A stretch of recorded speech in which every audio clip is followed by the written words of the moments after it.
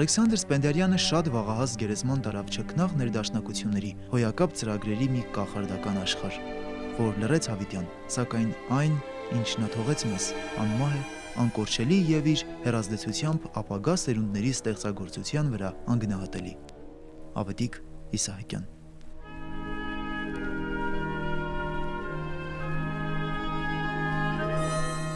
Հայ մեծանուն կոմպոզիտոր, դիրիժոր, մանկավարժ Ալեքսանդր Սպենդիարյանը ծնվել է 1871 թվականին Ուկրաինայի Կախովկա քաղաքում։ Ավարտել է Մոսկվայի պետական համալսարանի իրավաբանական ֆակուլտետը, սակայն Սպենդիարյանի կոչումը երաժիշտ լինելն էր։ Հայտնի է, որ Սպենդիարյանի հայրը, Աֆանաս Սպենդիարյանը, եղել է մեծահարուստ, նա զբաղվել է փայտի առևտրով, մեծ կալվածքներ ունեցել Սիմֆերոպոլում եւ Կախովկայում։ Սպենդիարյանի մայրը Նատալիա Սելինովան ազնվական տոհմից էր։ Նրա ընտանիքը նույնպես հայտնի էր Ղրիմում, նրանք ապրում էին Կարասուբազարում եւ նրա հայրը Կարասուբազարի քաղաքագլուխն էր։ Այս ընտանիքում բոլորը ունեին բարձրագույն կրթություն, հաճախում էին լավագույն դպրոցներ։ Այս ընտանիքում բոլոր երեխաները զբաղվում էին արվեստով,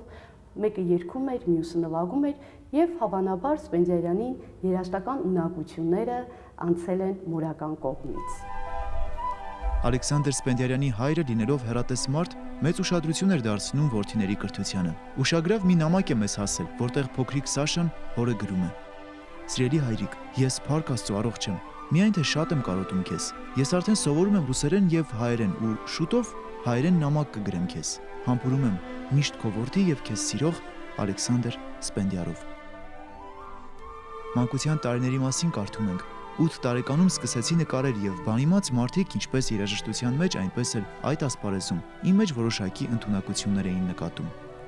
Աշխատասեր տղան ընդառաջ գնալով հոր ցանկություններին տարվեց գիտությամբ եւ բացառիկ ընթերցասեր էր։ 11 տարեկանում նա ընդունվեց Սիմֆերոպոլի դասական գիմնազիայի առաջին դասարանը։ Հենց այստեղ էլ ի հայտ եկավ տղայի փայլուն երաժշտական ձիրքը։ Սպենդիարյանի հայրը ոչինչ չէր խնայում իր զավակների կրթության համար, նա ուներ 2 տղա, 3 աղջիկ եւ նա ամեն ինչ անում էր, որպեսզի իր երեխաները լավ կրթություն ստանան, բայց հատկանշական է, որ նա ավելի ուշադրություն էր դարձնում տղաների կրթության վրա։ Ապագա կոմպոզիտորը հոր Աֆանասի Ավքսենտևիչի հետ միասին Վիեննայի օպերային թատրոնում ունկնդրեց Կարմեն օպերան։ Առաջին իսկ հնչյուններից տղան զգաց, որ իրեն հարազատ մի միջավայրում է, հետագայում նա գրում է. Ես ցնցված էի նվագախմբի հրաշալի ամբողջական եւ հյութեղ ձայնից։ Գերված էի օպերայի սուր, էկզոտիկ մեղեդիներով եւ օպերայի հարմոնիայով։ Ես ապշած դուրս ելա թատրոնից որպես գերագույն երջանկություն երազելով իմ ստեղծագործությունը, երբևիցե լսել այդպիսի հիանալի նվագախմբի կատարմամբ։ Անտարակույս հենց այդ պահից սկսած իմ մեջ ծնվեց հատուկ մի սեր նվագախմբի նկատմամբ եւ ամրապնդվեց նույնպիսի սեր երաժշտության մեջ էկզոտիկ կոլորիտի նկատմամբ։ Մոսկվայում ապրած տարիներին Սպենդիարով եղբայրները հաղորդակից եղան հայկական մշակույթին։ Նրանք ռուսական եւ արտասահմանյան երաժշտությունից բացի կատարում էին նաեւ հայկականը։ Հետաքրքիր է, որ կոմպոզիտորի կյանքում սերերը եղել են Վարվարաներ։ Առաջին սերը գիմնազիայի տարիներին Վարվարան, մի տղայանման աղջիկ, հետաքրքիր է, որ Սպենդիարյանը սիրահարվեց այդ աղջկան եւ իր առաջին ռոմանսն էլ հենց նվիրեց նրան։ Եվ 1901 թվականին նա երկրորդ անգամ նորից սիրահարվում է եւս մեկ Վարվարայի, դա Վարվարա Մազիրովան էր, Այվազովսկու բարեկամուհին, եւ նրանք 1901 թվականին ամուսնանում են։ Պետք է նշեմ, որ ընտանիքում կենցաղով եւ տնտեսավարությամբ զբաղվում էր կինը, որովհետեւ լինելով բարձր արվեստագետ Սպենդիարյանը շատ հեռու էր կենցաղավարությունից։ Նրան ընտանիքում այդքան էլ չէին հետաքրքրում, թե ինչպես են ընթանում ընտանեկան գործերը, բայց դրան հակառակ նա շատ ուշադիր էր իր երեխաների հանդեպ։ Նա ուներ 2 տղա, 4 աղջիկ, մեծ ընտանիք, հասկանում եք, որ հոգսը շատ մեծ էր։ Ալեքսանդր Սպենդիարյանը մտերիմ էր ժամանակի առաջադեմ հայ մտավորականների Մարտիրոս Սարյանի, Հովհաննես Թումանյանի, Ավետիք Իսահակյանի, Ալեքսանդր Թամանյանի եւ այլոց հետ։ Սպենդիարյանը ստեղծել է վառ պատկերավոր ժողովրդական հիմքեր ունեցող երաժշտություն։ Գրել է այնտեղ դեպ վեհ այն դաշտը երգը տենորի եւ նվագախմբի համար Խաչատուր Աբովյանի Վերք Հայաստանի վեպի մոտիվներով։ Նրա 3 արմավենի սիմֆոնիկ պատկերը, Վեդա քարոզիչը լեգենդ է եւ Մենք կհանգստանանք ստեղծագործություններն արժանացել են Գլինկայի անվան մրցանակների։ 1905 թվականին ընկերոջն ուղված նամակում Ալեքսանդր Սպենդիարյանը գրում է. Մայիսի վերջին ես ավարտեցի Լերմոնտովի 3 արմավենի բանաստեղծության թեմայով մեծ նվագախմբի համար սիմֆոնիկ պատկերը։ Մինչև այն չլսեմ նվագախմբով ոչ մի կարծիք չեմ հայտնի։ Ծավալով բավականին պատկառելի է։ Պարտիտուրան մոտ 100 էջ է։ Այս ամսվա վերջին ես կփորձեմ այն այստեղ, Պրեոբրաժենսկու նվագախմբի հետ։ Եթե ստեղծագործությունն ինձ դուր գա, ապա այն կկատարվի հրապարակայնորեն։ Ալեքսանդր Սպենդիարյանը մտերիմ է եղել նաև Հովհաննես Այվազովսկու հետ։ Ամեն ինչ արժանանում էր արվեստի մարդկանց ուշադրությանը, ամեն բան դառնում էր նրանց ոգևորության աղբյուր։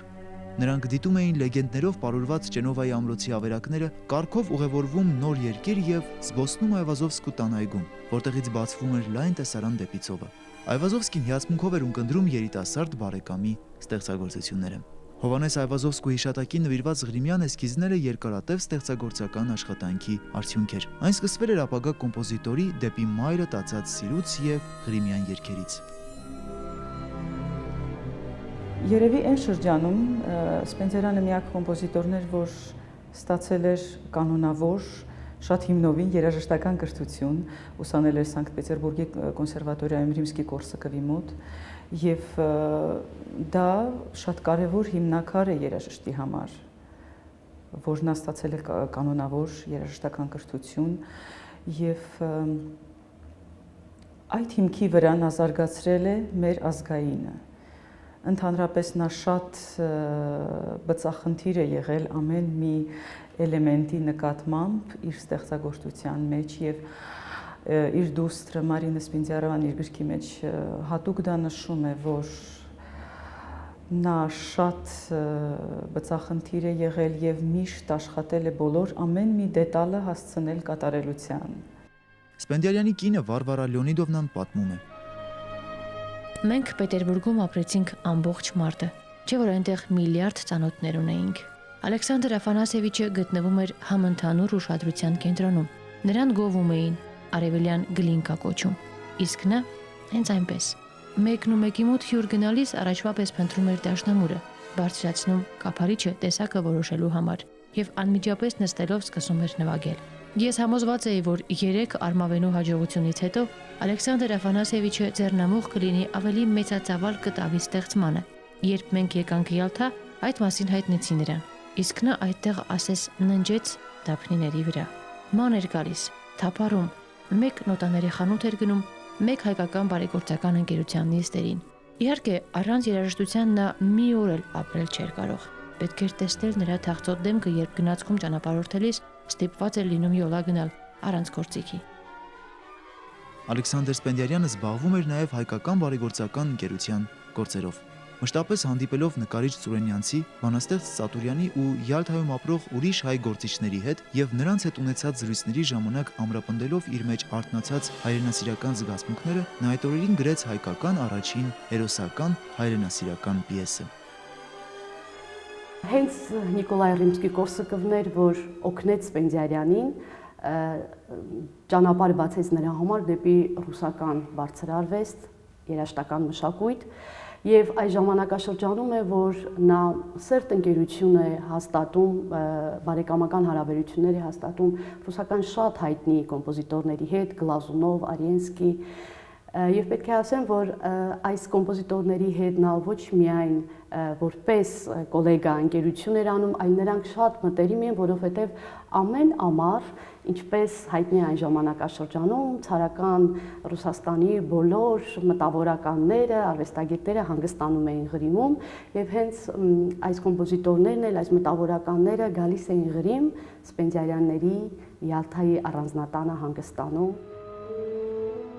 1915 թվականի գարնանն արմտայությանը պատուհասած մեծ ողբերգության լուրերը հասան Ալեքսանդր Սպենդիարյանին։ Կոմպոզիտորը հայտնվելով հոգեկան ծանր վիճակում, այլևս անկարող էր ստեղծագործական միտքը զբաղեցնել քնարերգությամբ։ Նույն թվականի ամռանը նա բանաստեղծ Հովհաննես Հովհաննիսյանի բարերով գրեց «Առ Հայաստան» ներբողը։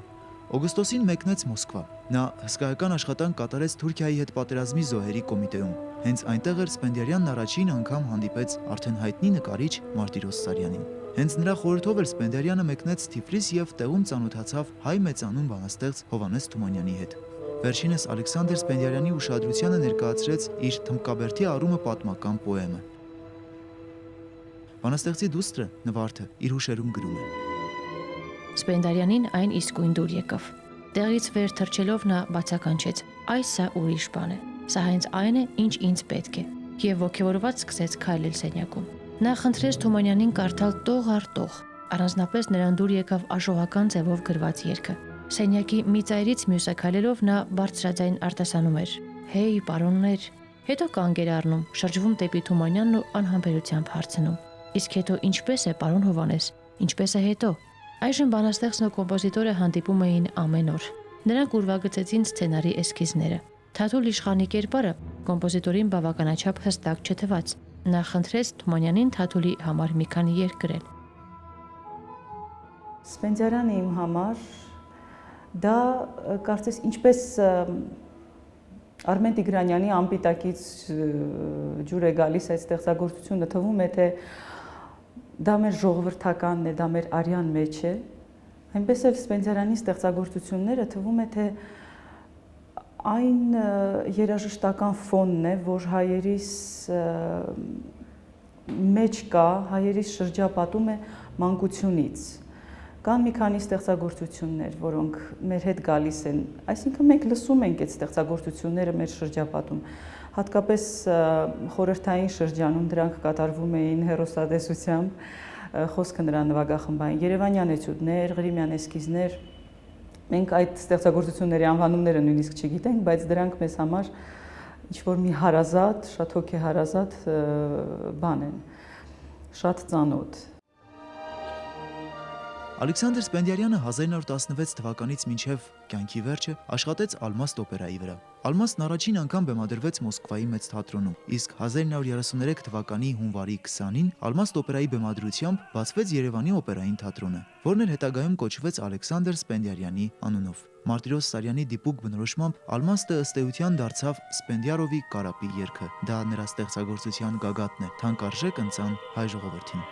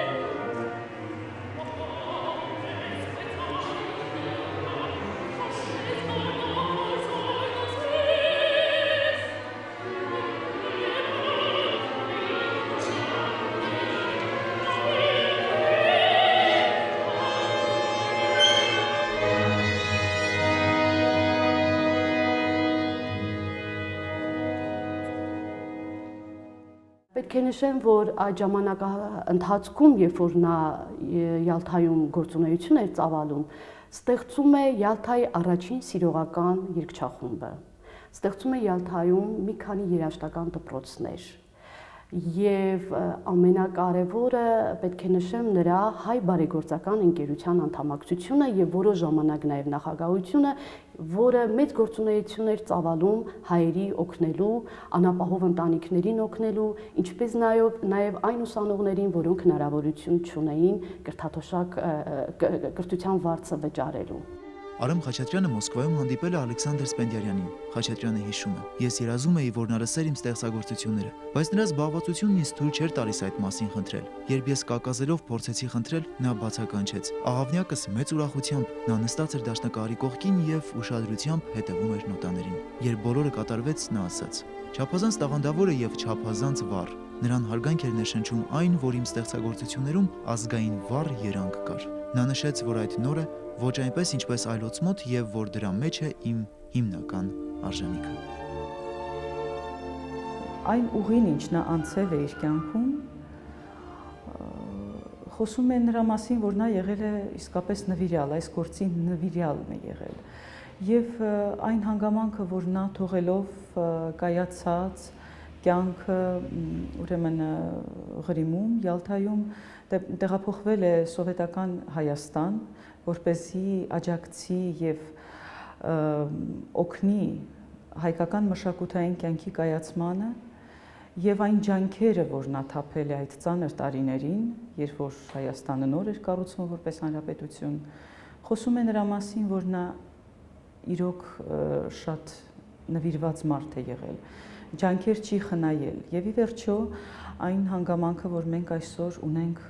օպերային թատրոն, օպերային ստուդիա, ֆիլհարմոնիկ նվագախումբ, ժողովրդական նվագարանների համույթներ, նվագախումբ եւ այլն, այդ ամենի ստեղծման ակունքներում կանգնած է եղել Սպենդիարյանը։ Մոսկվան, Սուդակը եւ մյուս բոլոր քաղաքներն անցյալում մնացին, քանի որ Ալեքսանդր Սպենդիարյանը որոշել էր մշտական բնակության տեղափոխվել հայրենիք, հավատալով, որ իր ուժերն ու հնարավորությունները պետք է ծառայեցներ իշահ Հայաստանի բարգավաճման։ Կոմպոզիտորի դուստրը Մարինա Սպենդիարյանը հիշում է. Նրա ոգևորությունը չէր անցնում։ Նորից ու նորից լսելով պոեմը, Սպենդիարյանը ետու առաջ էր քայլում սենյակում եւ ինքն իրեն խոսում. «Շահի գահը, վիշապները, աշողի երգը, սքանչելի է»։ Լուսաձակին էր, որ արթնացրեց։ Աղջիկներ, վեր կացեք։ Սա հենց լեռնային աշխարհն է, Լորին, ուր մենք պետք է գնայինք Թումանյանի հետ։ Հետո լեռները հեռացան։ Գնացքը սլանում էր Շիրակի քարոտ սարահարթով։ Ալեքսանդր Աֆանասիևիչը շարունակում էր հիանալ Հայաստանի բնապատկերներով։ Մեկ էլ նա հիացած վեր թռավ։ Պատուհանից երևաց հինավուրց Արարատը։ Մոտենում ենք Երևանին, հուզմունքով ասաց Ալեքսանդր Աֆանասիևիչը։ Աղջիկներ, հավաքեք իրերը։ Ահա 1924 թվականին Սպենդիարյանին առիթ է ընձեռնվում գալ Հայաստան։ Մենք շատ լավ գիտենք, որ այդ ժամանակաշրջանում Հայաստան էին գալիս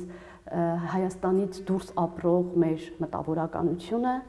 գալիս էին կառուցելու նորաստեղծ երիտասարդ հանրապետությունը եւ ահա Սպենդիարյանին հրավեր է ուղարկվում Հայաստանի իշխանությունների կողմից։ Սպենդիարյանը գալիս է Հայաստան իր մեծ փորձը, մեծ ավանդը բերելով եւ պետք է նշեմ, որ Հայաստան գալով նա ոչ միայն իր մեծ ավանդը ունեցավ երաժշտական մշակույթում, այլ ընդհանրապես Հայաստանի մշակութային կյանքում եւ հասարակական կյանքում։ Ալեքսանդր Սպենդիարյանը Երևանում սկսեց հայկական առաջին սիմֆոնիկ նվագախմբի ստեղծումը։ Նվագախումբը կազմված էր կոնսերվատորիայի Լարային դասարանի 5 դասատուներից եւ առավել ընդունակ աշակերտներից։ Սկսվեց աշխատանքը։ Այդ մասին Սպիրիդոն Մելիքյանը գրում է. Մինչ այդ կոնսերվատորիան անաղմուկ էր, այնտեղ չէր նկատվում որևէ հետաքրքրասիրություն։ Միայն միաձայն վարժությունների հնչյուններն էին լսվում, որոնք գործիքների վրա կատարում էին անհատները։ Բայց ահա եկավ Սպենդիարյանը, մտավ մի դասարան, մյուսը երրորդը եւ զգաց, որ այնտեղ կան ստեղծագործական ուժեր եւ որ ժամանակն է նրանց բացահայտել եւ համախմբել։ Այդ օրվանից կոնսերվատորիան վերածվեց մի ամբողջական օրգանիզմի, իսկ Ալեքսանդր Աֆանասիևիչը դարձավ նրա հոգին։ 26 թվականներ, երբ շին հրապարակ հանկարծ գալիս են Ալեքսանդր Թամանյանը եւ Սպենդիարյանը։ Երկար ուսումնասիրում են հատակագիծը եւ հետո խաչը դրվում է։ Թամանյանը ընտրում է այն բնակարանը, որտեղից լավ երևում էր Արարատը, քանզի Սպենդիարյանը բազմիցս հետո կասի, Արարատը ամեն անգամ ուրիշ է եւ ինձ հիշեցնում է ծովը։ Ալեքսանդր Սպենդիարյանի աշակերտների հուշերում կարդում ենք. Փորձը վերջանում էր, բայց ուսանողները չէին ցրվում։ Մենք միշտ առիթ էինք փնտրում մոտենալ նրան, խոսել հետ եւ նրանից մի բան պոկել, ոչ միայն որպես երաժիշտ, այլև որպես մարդուց։ Փորձերի ժամանակ խիստ պահանջկոտ կոմպոզիտորը պարապմունքներից հետո դառնում էր ուրախ ու մարդամոտ եւ նկատելով մեզանից յուրաքանչյուրին պատասխանելով ամեն մի հարցի, շռայլորեն հաղորդում էր իր երաժշտական փորձը։ Անուրանալի է Սպենդիարյանի դերը հայկական մշակույթում։ Նախ այն, որ եվրոպական բազում բեմերում ելույթ ունեցած, ռուսական ամբողջ դասական երաժշտական արվեստը գրաված Սպենդիարյանը արդեն 24 թվականին գալիս է Հայաստան, որտեղ չկար ոչ սիմֆոնիկ նվագախումբ, ոչ մի կարգին կոնսերվատորիան դեռ նոր էր ստեղծվել, ոչ կարգին երաժիշտներ կային եւ ահա Սպենդիարյանը առաջինն էր, որ ունենում է այն համարձակությունը, որ կոնսերվատորիայում նորաստեղծ դեռ 19 հոգուց բաղկացած ուսանողների եւ ուսուցիչներից բաղկացած նվագախումբը բեմ հանել եւ 1924 թվականի դեկտեմբերի 10-ին կայանում է այս նվագախումբի առաջին համերգը։ Ղեկավարում է հենց ինքը կոմպոզիտորը եւ նվագում են Սպենդիարյանի ստեղծագործությունները։ Ալեքսանդր Սպենդիարյանը մի առիթով ասել է. Դժբախտաբար ես ուշ ծանոթացա Կոմիտասի երգերին, եթե ես ավելի շուտ իմանայի, ապա կգնայի այլ ճանապարհով։ Ոչինչ, փոխարենը ես հիմա եմ նրանից սովորում։ Երբ 26 թվականին Երևանում հանդիսավոր նշվում է Սպենդիարյանի ստեղծագործական գործունեության 25-ամյակը, բազմիցս նամակներ, հեռագրեր, իդեպ Ռոմանոս Մելիքյանը իր հեռագրում մի խոսք է գրում. «Կեցես»։ Սպենդիարյանին շնորհվում է առաջին ժողովրդական արտիստի կոչումը,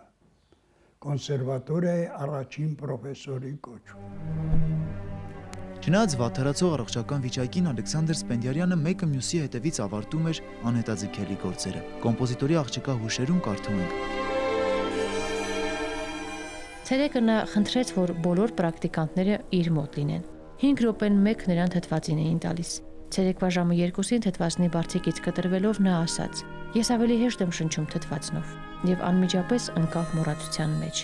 Մի քանի րոպե անց նա բացեց աչքերը։ Նրանք արդեն անշարժ էին։ Բռնելով էլեկտրական զանգիթերից նա 2-3 անգամ հառաչեց եւ այլևս չկար։ Նրա մեծության մասին ուղակի եւ նրա թողած ավանդի մասին կարելի է հետևություն անել նրանով, որ երբ որ 1928 թվականին Թոքաբորբից մայիսի 7-ին նա մահացավ, ինքը Մեծն Թամանյանը, որ նրա մտերիմ ընկերն էր, առաջարկեց, որ անպայման կոմպոզիտորը պետք է թափվի այն ժամանակ դեռ գոյություն չունեցող օպերայի բակում, բայց արդեն նախագծված էր, որ այդտեղ պետք է լինի օպերային թատրոնի շենքը։ 1928 թվականի մայիսի 7-ին մեծանուն հայը, կոմպոզիտոր Ալեքսանդր Սպենդիարյանը կնքեց իր մահկանացուն։ Ավետիք Իսահակյանը, ով մասնակցել է Սպենդիարյանի հուղարկավորությանը, իր հուշերում գրել է. «Ես ծանր վշտով հետևում էի նրա հուղարկավորության թափորին եւ խորհում էի ինձ, բնությունը անփոխարինելի դաժան հարված հասցրեց մեր երաժշտական կուլտուրային։ Դժբախտ Սպենդիարյանը շատ վաղուց գերեզման տարավ չքնաղ ներդաշնակությունների, հոյակապ ծրագրերի մի կախարդական աշխարհ, որ լռեց հավիտյան։ Սակայն այն, ինչ նա թողեց մեզ, անմահ է, անկորչելի եւ իր հեռազդեցությամբ ապագա սերունդների ստեղծագործության վրա անգնահատելի։ Նրան ներշնչող մեծանունը երբեք չի մոռանա հայ ժողովուրդը, որին միշտ պետք է հուզի, ոգևորի նրա նվիրական անկրկնելի քնարը»։ Ալեքսանդր Սպենդիարյան, Ալեքսանդր Թամանյան, Մարտիրոս Սարյան, Ավետիք Իսահակյան բերեցին իրենց տաղանդը, բերեցին իրենց հանճարը հայ մշակույթին, ասել է Հայաստանին։ Սպենդիարյանի անունը երկար տարիներ կշողշողա, քանզի նա իր կյանքը նվիրեց